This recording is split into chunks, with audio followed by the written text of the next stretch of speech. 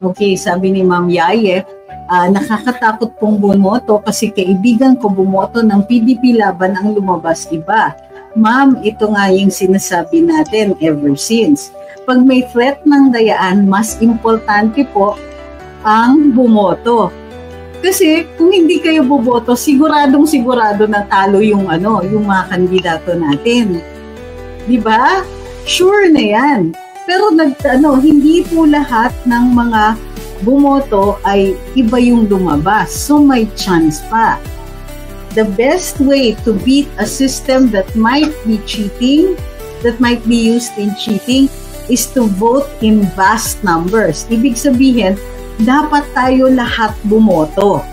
So, yung sinasabi niyong nakakatakot, anong kinatatakot ninyo? Na matatalo?